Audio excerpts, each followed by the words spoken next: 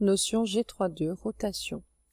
Définition. Transformer une figure par rotation, c'est la faire tourner autour d'un point. Une rotation est définie par trois éléments. Un centre, donc par rapport à quel point on va tourner. Un angle de rotation, on va tourner de quel angle. Et un sens de rotation, horaire ou anti-horaire. Donc vous êtes censé savoir dans quel sens tournent les aiguilles d'une montre.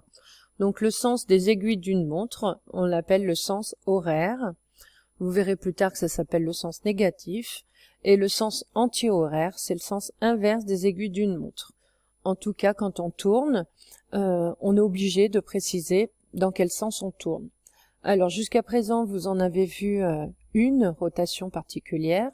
Donc c'est ce que j'ai marqué en remarque. La rotation de centre haut et d'angle 180 degrés est la symétrie centrale de centre haut. Donc dans ce cas-là, on vous disait pas dans quel sens on tourne puisqu'on faisait un demi-tour complet. Donc quand on tourne dans le sens horaire ou anti-horaire en faisant un demi-tour, on arrive au même point. Pour les autres angles, il faudra préciser donc le sens. Donc trois éléments caractéristiques à bien retenir. Un centre, un angle, un sens. Exemple. Donc là, vous voyez qu'on a des bateaux. Donc c'est les mêmes consignes que pour les autres transformations. Donc ma figure initiale, c'est la figure F1, où j'ai le point A, le point B, le point C et le point D. On va faire une rotation de centre haut. Si je regarde la figure, je vois aussi que c'est d'angle 110 degrés et qu'on tourne. Donc ici, on voit la flèche qui nous précise dans quel sens on tourne. Donc c'est dans le sens inverse des aiguilles d'une montre. Alors pour cela, il faudra bien voir la méthode de construction qui sera détaillée donc dans votre cahier à outils après. Donc on aura des demi-droites à tracer en pointillé. Je vous rappelle que tous les traits de construction se font en pointillé pour justement qu'il n'y ait pas de confusion entre un trait de construction et un trait de la figure. Donc si je prends par exemple et je veux construire l'image du point B, donc on construit en pointillé la demi-droite ou le segment OB. Ensuite, je dois prendre mon rapporteur circulaire pour mesurer un angle de 110 degrés dans le sens de la flèche. Je trace du coup ma seconde demi-droite en pointillé. Et ensuite, je dois reporter les longueurs. D'accord? Ici, on voit que toutes les longueurs sont égales.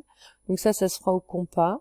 On prend la longueur OB qu'on reporte sur l'autre demi-droite et on place le point B'.